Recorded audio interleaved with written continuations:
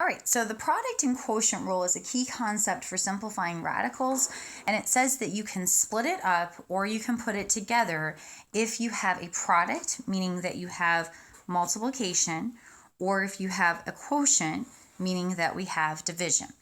So in this particular question, they say like simplify this radical, and you'll notice that you have a put together radical. You have one radical. So what I can do is I can split this up because of the fact that we are dividing inside of that radical. So the quotient rule says that I can split this into the square root of 49 over the square root of 25. Now, I then have to simplify each of these individual radicals. So because they are numbers, I will draw a little factor tree. So I take my 49. 49 is an odd number. So I try to divide it by 3. That doesn't work out. I try to divide it by 5. That doesn't work out. Try to divide it by 7, and I get 7 times 7. Now, I then group by the index of the radical. So the index here is understood to be a 2. So I will group these in groups of 2.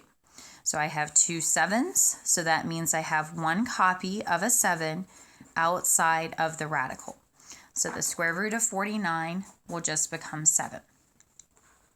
Then I look at my denominator. My denominator is also a number, so I draw a little factor tree. So the 25, again, it's an odd number, so I try to divide it by 3. That doesn't go in evenly. Try to divide it by 5. That goes in evenly as 5 times 5. Then, because the index is 2, I will group that in groups of 2. So I have 2 5s here, so that will tell us that we have one copy of 5, because they are grouped, outside of the radical. So I will have 7 over 5.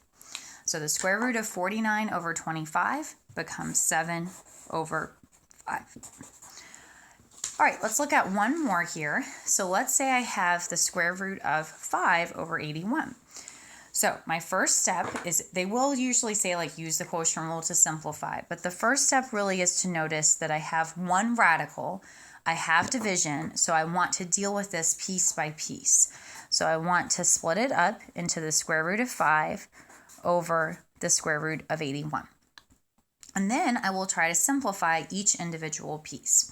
So I have numbers, so that means I draw a factor tree. So if I look at the numerator of 5, 5 is a prime number. So that means that the only thing you're going to be able to divide 5 by is 1 and 5 itself. So this, because it's prime, is already reduced for us. Then we take our 81, and it's good to eventually get to the point where you know that the square root of 81 is 9. But if you're not quite there yet, what you would do is you would say, okay, it's odd, let me divide it by 3. Then take 27, divide that by 3. Then take 9, divide that by 3.